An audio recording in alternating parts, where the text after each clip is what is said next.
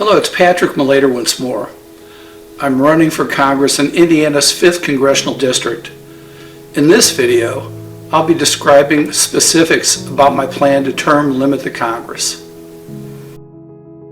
Couldn't the Congress simply vote to term limit themselves? Well, that would be a miracle, wouldn't it?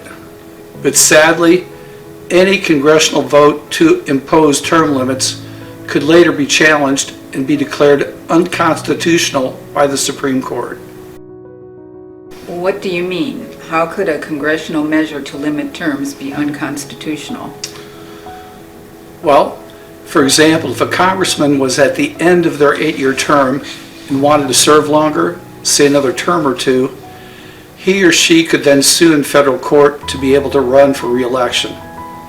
That congressman would no doubt win at the Supreme Court level because the Constitution itself only requires that a House candidate be at least 25, a U.S. citizen for 7 years, and a resident of the state they're running for office in.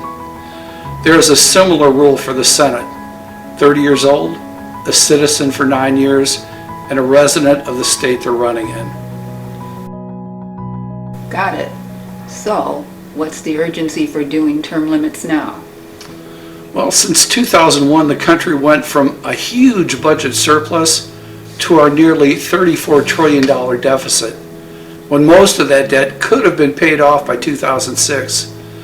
Just to make that $34 trillion more personal, that's a debt level of over $100,000 per man, woman, and child.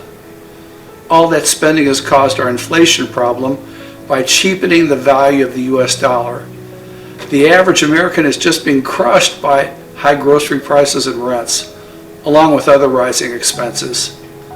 So again, members of Congress have made it really hard for Americans to satisfy their most basic human needs. And because of that, they need to go. They need to be term limited.